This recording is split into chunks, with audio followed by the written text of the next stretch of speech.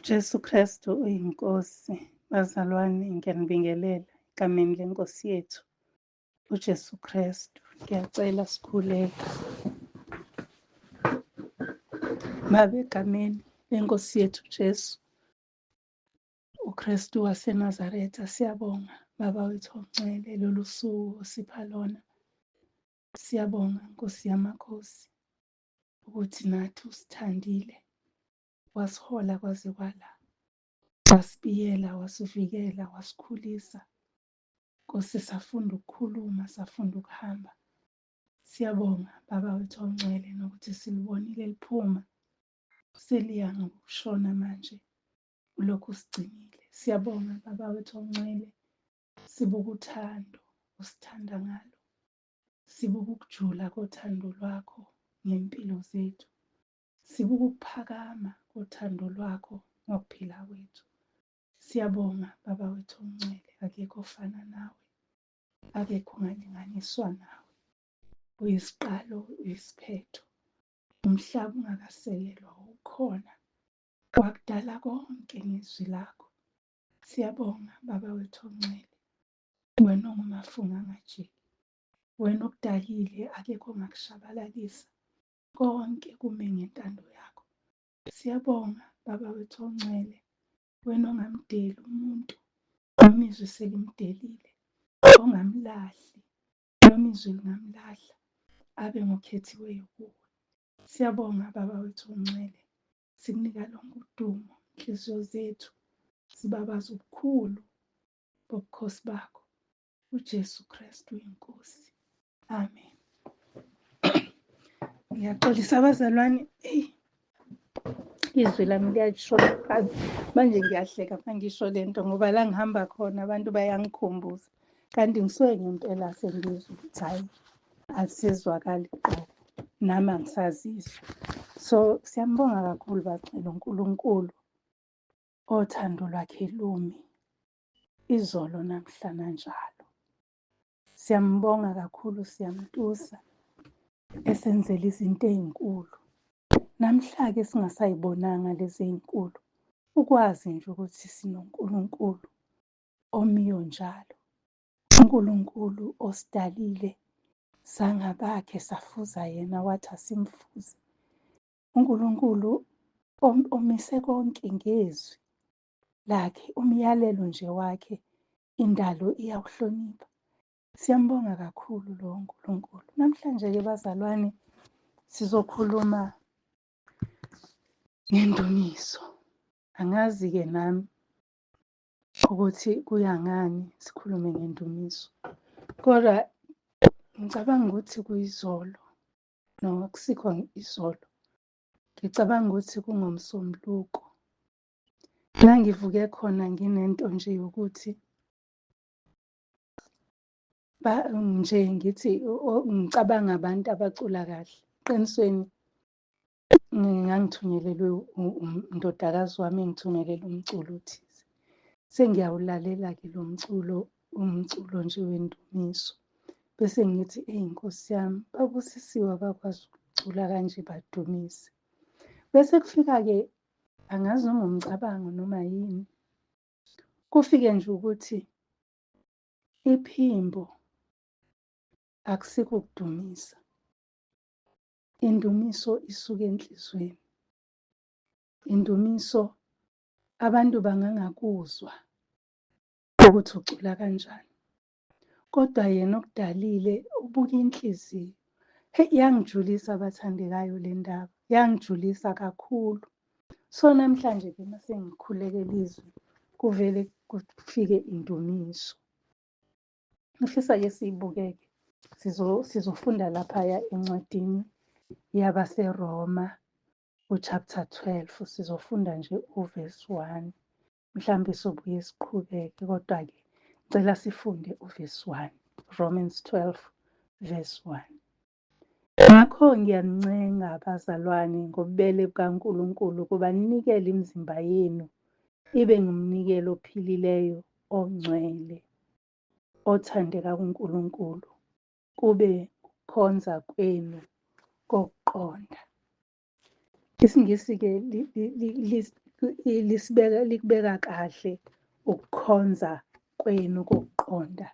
Lithi ngifunde la, kodwa nje likubeka kahle lona, alisho alicashisi njengesiZulu. Ngicela ukuvula la kwabaseRoma isiNgisi. Lithi-ke lona,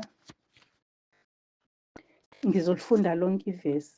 Therefore, I urge you, brothers, in view of God's mercy, to offer your bodies as a living sacrifices, holy and pleasing to God. This is your spiritual act of worship. A spiritual act of worship. Ngiyazi le it's just a New Testament, a New International Version. Liyakubeka kahle ukuthi i-worship indumiso eyiqiniso, eneqiniso. Sikujwayele-ke bazalwane ukuthi umuntu umncome kanti uyambhuqa. Angazi noma abanye abakwenzi. Sikujwayele nje ukuncoma kanti siyabhuqa. Akunjalo. Wenzela ukuthi umuntu kwesinye isikhathi usuke umduduza nje ukuthi angazizwa engekho right. Kwesinye isikhathi usuke nje umfutha ngoba umbona ukuthi uyazibona ukuthi cha ngikhona. Kodwa umncomeke umncome. Kodwa uNkulunkulu bazalwane simele ukumdumisa ngoba engodumisekayo ngempela. Simele ukumtusa, simele ukunika yena udumo ngoba unguNkulunkulu. Lokho kube yiqiniso, kuyiqiniso ukuthi he is God. Kuyiqiniso ukuthi nanoma ngabe isimo sinjani, yena unguNkulunkulu. Yena udalile izulu nomhlaba. Yena konke kungaye kwavela ngaye. Akukho esingakufihla lapho. Ukuthi nje sime eqinisweni, simdumise, simnike udumo. Hayi ngamaphimbo, ngokuphila kwethu. uNkulunkulu-ke akajabuleli ukupitshoza kwethu, siyesina, sicula, senza lokhuyana. Kodwa ubheka inhliziyo. Thina masivula imilomo yethu, sithi siyahlabelela. Sibe siqalaza abanye ukuthi usibanibani ucula kancane, mhlawumbe usibanibani uyabhimba, usibanibani kuwukuthi. Asikho endumisweni. Ake ngithathe nje i-example yendumiso yasebandleni, yasenkonzweni. Uma sisesontweni, ake ngisho kanjalo. Uma sisesontweni asidumise, kwesinye isikhathi siyahlabelela. Kodwa phakathi kwethu ukhona osuke ekudumisa okwangampela. uNkulunkulu-ke uthe ucela indumiso kithi. Khona enye i-clip engike ngayithola ngithunyelelwe ukuthi uNkulunkulu ubheke ukuthi asimdumise. Sesehlulekile ey'ntweni zonke bazalwane, sehlulekile ngisho nokuhamba ngokungcwele.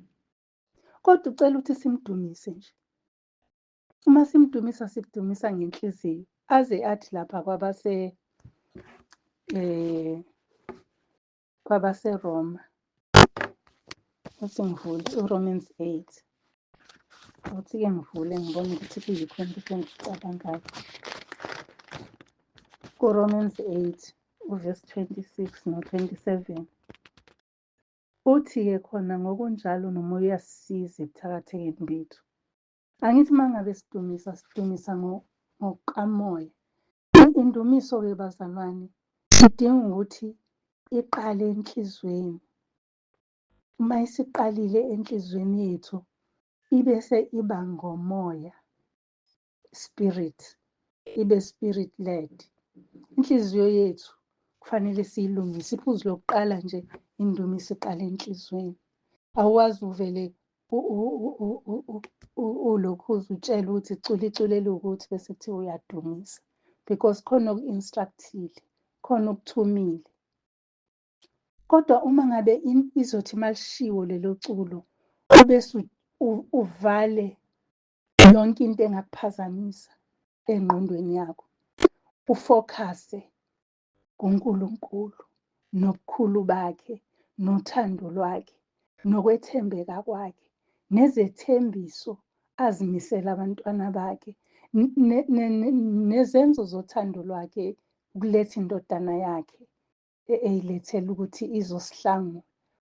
Uma uzogxila kulokho, nokuthi nje akabhekeki, akekho owake wambona waphila, uNkulunkulu nje oyisimanga. Uma bemchaza ukuthi ukukhanya ukudlula ukukhanya kwelanga, akabhekeki, bachaza ukuthi ingubo yakhe umsila nje wayo ugcwalisa ithempeli. Konke lokho kuyizimangaliso zakhe ngokuthi wenza amafu abe yinqola yakhe, nanokuthi uMose wakhuluma naye eselangabini lomlilo.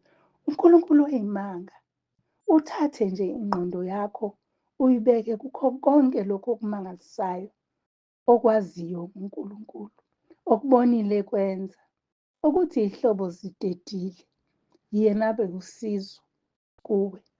Uyabona ukuthi uthathe nje ingqondo yakho ususe konke okungakuphazamisa. Ucishe nokuthi angazi ngizodlani, ucishe nokuthi eyi iy'ngane zizofunda ngani. Ukubheke yena ukuthi Nkosi wazi wamuhle, Nkosi wazi wathembeka. Ukume nje uJobe.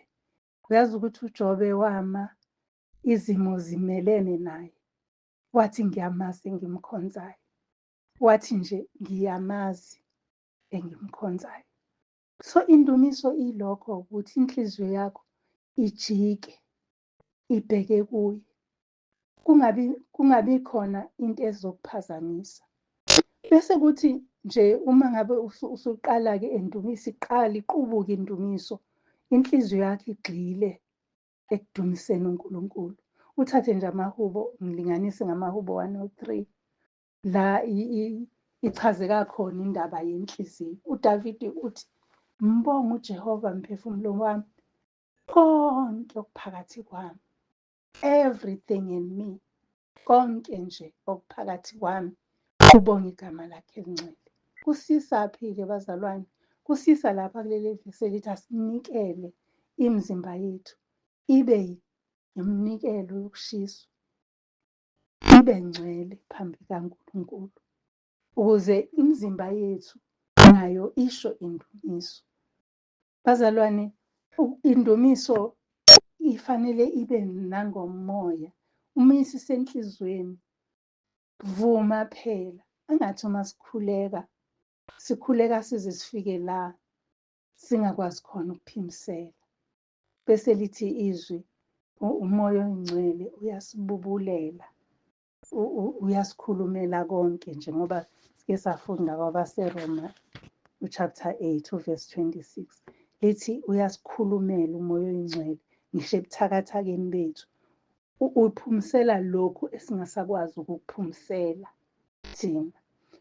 Uma ngabe-ke usudumisa, kusho ukuthi uyaphuma ekuzweni izinto, i-environment yakho. Uyaphuma ekulaleleni ukuthi ubani uyabhimba, ubani usecula kakhulu ukudlula wonke. Uyaphuma ekuqhathaniseni ukuthi njengoba mina ngangiziqhathanisa ngalela la, uphume ekutheni mina angikwazi nje nokucula. Kodwa uma kungomoya, akusingephimbo. Indumiso ayihambi nge-environment, ayihambi ngokuthi ukuphi, ayihambi ngokuthi unobani, ayihambi ngokuthi unjani, presentable or not presentable. Indumiso ifanele ibe ngokomoya, iqubuke ngaphakathi enhlizweni, iqubuka iyiqiniso. Kuyiqiniso lokuthi ubani lo othi angilinganiswe, angifaniswe.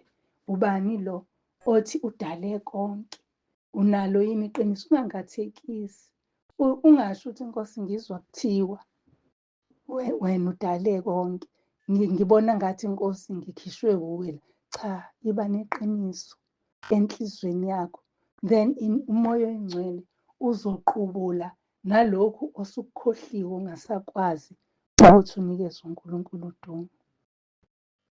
Ngiyabheka nje-ke bazalwane ukuthi sivamisile ukuthi sidumise nje sithi siyadumisa ngaphambi kokuba simeme umoya oyingcwele. Umoya oyingcwele uhlala kithi, yebo, kodwa siyadinga ukum-acknowledge-isa, simazise ukuthi Nkosi, nakhu-ke manje umoya oyingcwele sesiyaqala siyadumisa. Ngihlanze emoyeni wami. Lisho njalo lelo culo licilongo. Lithi ngihlanze emoyeni. Khipha onke amabala, ngisazoma la ngidumise. Yazi ukuthi ngike ngaze nga-imagine ukuthi noma ngabe sigcwele indlu, kodwa uma ngidumisa ngenhliziyo nangomoya, kuba ngathi umi wedwa la umi khona, uyambona uNkulunkulu ngqo omkhulekelayo, omdumisayo. So bazalwane, kumele-ke sime phambi kaNkulunkulu sidumise ngobungcwele nangeqiniso ey'nhliziyweni zethu. Singabi nakungabaza, singabi nakuthemeleza, singabi nakho ukuthi sithanda ithuni ngeculo esiliculayo, kodwa silalelisise ukuthi la magama esiwaculayo athini, ngoba abantu ababhala amaculo endumiso bangabantu ababeka umoya. Umoya wamholela, wamnikeza amagama ukuthi dumisa kanje namhlanje. So ingakho bazalwane uthola ukuthi abaculi balezi y'khathi bayawashintsha amaculo, bashintsha i-beat, bashintsha ithuni ukuze isiyuthe isikhathi. uNkulunkulu wethu akasiwo uNkulunkulu waleso sikhathi sikuso, uNkulunkulu waphakade, wayekhona, futhi lo ayemnikeze that tune waphinde wavulela omunye another tune eyiyona, hhayi lawa amathuni asehamba amabhithi esimanje. Angithi kuqala ngiyakhumbula ukuthi kwakushaywa ngey'khathi zoDavide, kwakuyisiginci, kwakuyigemfe, kuyini, umqangala, nani nani nani. Kwangena ipiyano nayo ishaya lezo zinto. Sekungena ama-keyboard-ke manje ashaya izinto ey'hlukile. Bese kungene-ke uhlobo oluthize, angazi ukuthi ngizothi yini, noma ama-drums noma yini, kodwa kune-tempo ehlukile. Uma wazi umculo uyazi ukuthi ngithini uma ngithi kune-tempo ehlukile. So uma ngabe nje udumisa, uyavala inhliziyo, ingqondo yakho, even kwi-rhythm yeculo, ulalele umoya ongcwele ukuthi uthi cula kanjani. Uma sidumisa asidumisele ukubukwa. Yingakho kumele sicele umoya ongcwele ahambe athambise iy'nhliziyo zethu, asuse okungasiphazamisa, avuse konke okuwubukhulu bukaNkulunkulu ey'nhliziyweni zethu. Uma-ke sizodumisa-ke kanjalo, uNkulunkulu uyajabula ngathi. Enye indaba-ke futhi emayelana nendumiso, indumiso imele igxile eqinisweni. Njengoba sengishilo ukuthi kufanele simazi uNkulunkulu ukuthi ungubani, silazi iqiniso likaNkulunkulu. Njengoba lapha encwadini kaJohn, uJohn 17:17 ethi, bangcwelise ngeqiniso. Ukwazi iqiniso likaNkulunkulu ikhona okusingcwelisayo ukuthi singamdumisa. Uma ngabe izwi likaNkulunkulu liyiqiniso, singcweliswa ngalo ukuze simdumise ngeqiniso. Kubalulekile-ke futhi ukuthi ukudumisa kwethu kungabi nje into yesikhashana ukuthi sikwenza ngoba sisesontweni, sikwenza ngoba sekushiwo, mhlambe ngeculo elithize.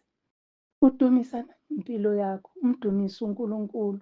Ingakho uzuzwe bathi abantu uNkulunkulu umbusisile ubani, kanti ingoba emdumisa ngokuphila kwakhe, sibona ubuhle obenzeka kuyena noma obenziwa uyena.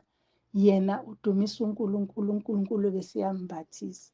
Ngike ngibheka indaba yey'hlahla. Iy'hlahla asizuthi ziyona kuNkulunkulu. Singay'tshala emagcekeni ethu, siyiwise masithanda, Kodwa uNkulunkulu uma esimilisile isihlahla sizobuye sivuke same place, sikhule, sibe yilento ayifunayo.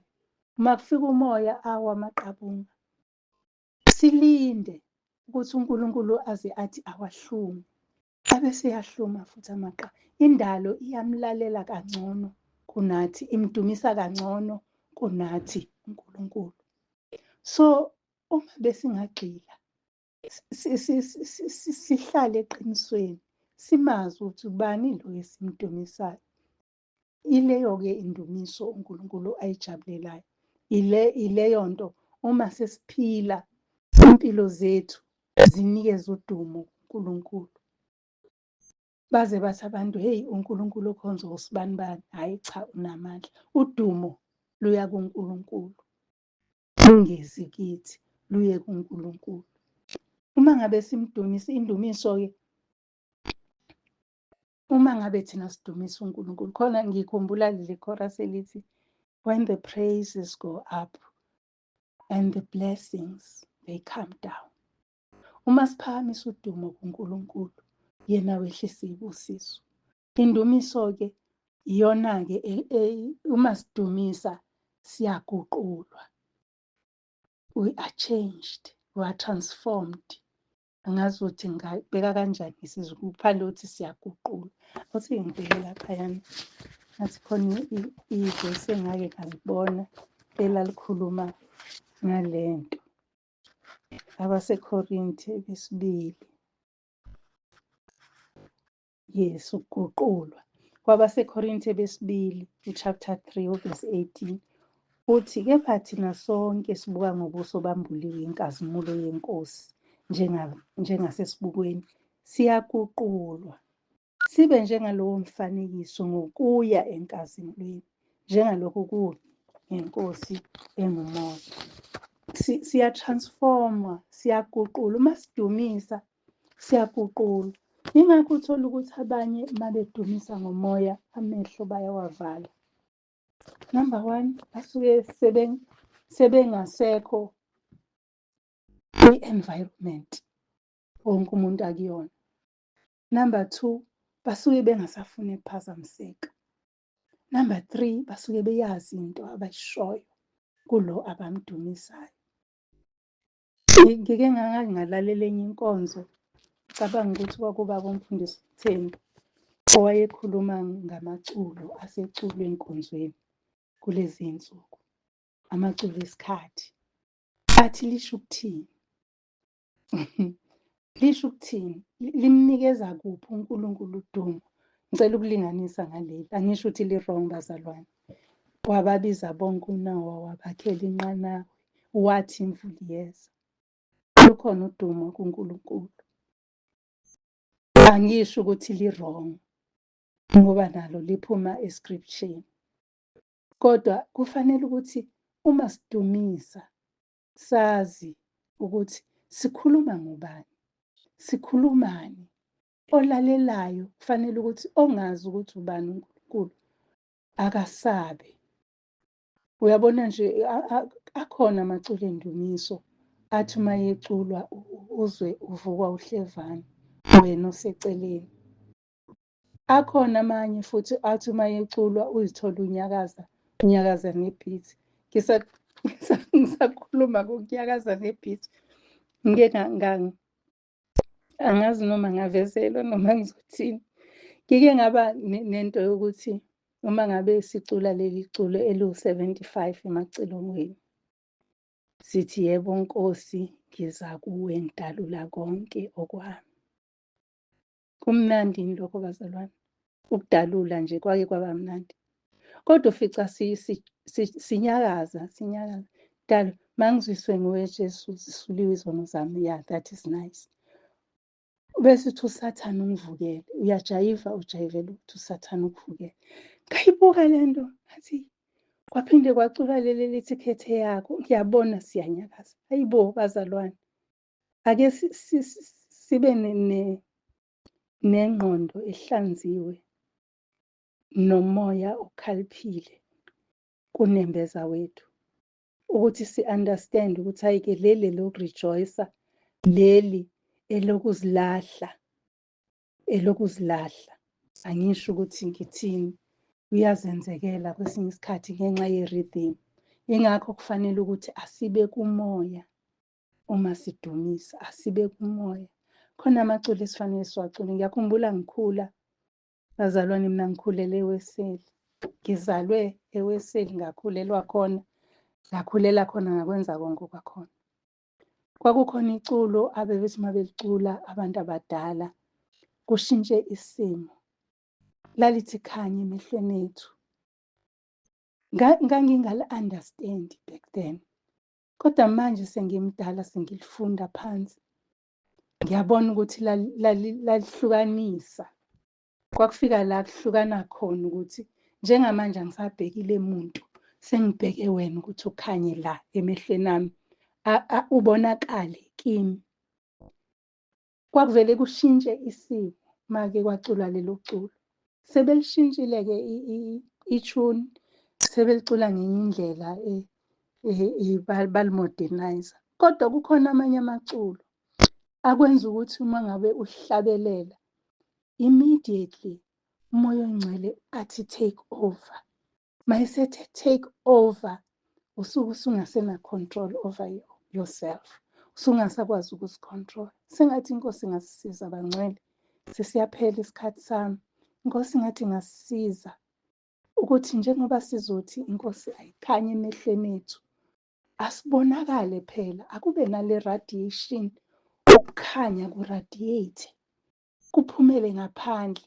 Kube ngalelo langa mhla abafundi bakaJesu bemi naye entabeni, kwehla ukukhanya, baze bathi asakha amadokodo. Kufanele kube njalo uma sidumisa uNkulunkulu, atransforme imizimba yethu, ngoba phela indumiso isiyi-lifestyle yethu. Hayi ukuthi ngelinye ilanga usuyatholakala uyathuka inhlamba, ngelinye ilanga utholakala usuyashawuta, usuyathetha estradini, or uyathetha usumemeza sekulalelwe wena. Hayi bazalwane, indumiso iyimpilo yethu, iyi-lifestyle yethu uma singabantwana bakaNkulunkulu. Uma ungabheka uDavide nje, sengiphetha abazalwane. Uma singabheka uDavide ubhale amahubo. Kulawo mahubo kukhona awendumiso, njengalo nje 103.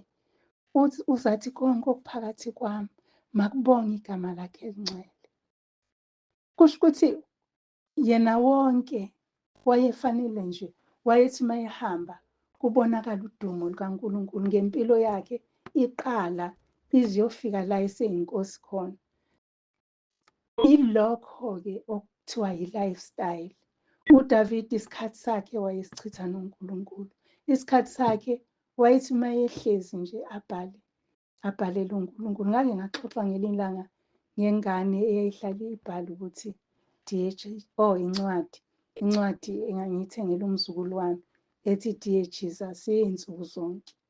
Dear Jesus, ubese usho lokho kusenhlizweni yakho. Now uDavide wayephila leyo nto yokuthi athi Nkosi nakho sengila, nanti ibhere. Nkosi athi ungumelusi, wena uwumelusi wami. Njengoba ngila ehlane ngizolusa lezi izimvu, wena-ke uluse mina. Wayemqonda, that is worship in truth. Wayemqonda emdumisa ngeqiniso, iqiniso eliwuNkulunkulu. So uma ngabe-ke sidumisa, singena ekujuleni kuthando lukaNkulunkulu. Singena deep ebudlelwaneni bethu noNkulunkulu. Ubudlelwane, yebo siyazi uNkulunkulu uyasithanda, kodwa simele ukulifila, siluzwe lolu thando, lusibambe lolu thando, sibe kuleyo deep relationship noNkulunkulu wethu. Bazalwane, inde le ndaba uNkulunkulu anginike yona namhlanje, yangithobisa kakhulu, kodwa ngiyazi ukuthi isuke ekutheni, ngenxa yokuthi ngihlezi ngikhuluma ngephimbo lami. uNkulunkulu akadunyiswa ngephimbo kuphela.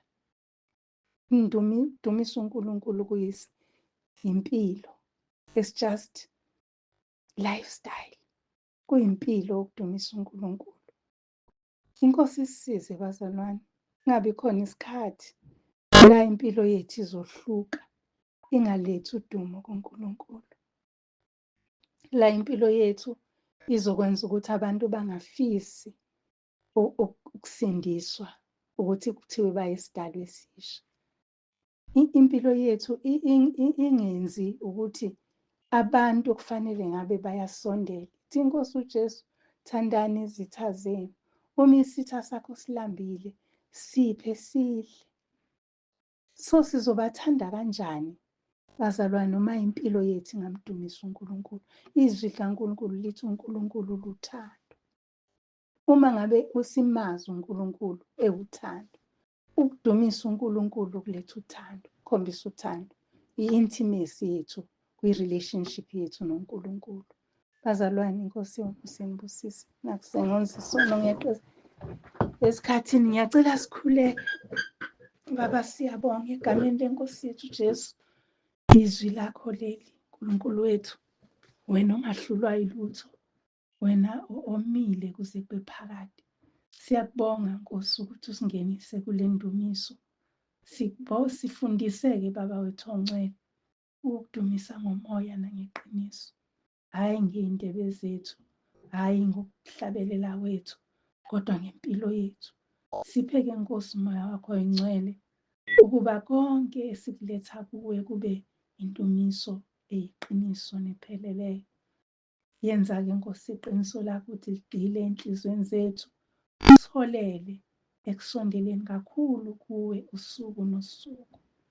Sisize Nkosi, sibe yilabadumisi abaletha injabulo ebusweni bakho, abaletha intokozo ebukhoneni bakho. Inhliziyo yakho Nkosi Jesu iyasithobisa ngoba usithanda noma sihlulekile, usithanda noma sesingasakwazi ukuthi senze njani. Ubese uthi wena Nkosi, amandla akho ayapheleliswa ebuthakathakeni bethu. Udumo lukufanele nesibongo Nkosi zonke zingezakho. Jesu Kristu uyinkosi. Amen. Ngiyabonga-ke bazalwane. Angazi-ke noma kuzwakala kancane uma sengikude, kodwa-ke ngithi ikhona ekuthile lento engiyifake endlebeni.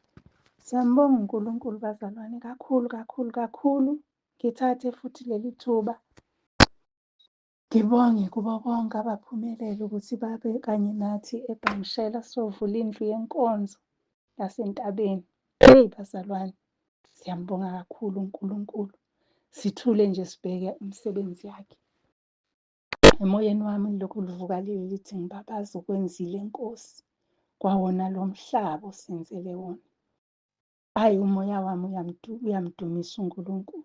Ngisho nje njengoHana ngithi umoya wami uyayitosa inkosi. uJesu Kristu uyinkosi. Bazalwane, ngokuvuma kwenkosi siya emafakathini ngomhla 16 enyangeni ezayo. Nawe-ke fika sizojabula ebukhoneni benkosi uJesu Kristu inkosi.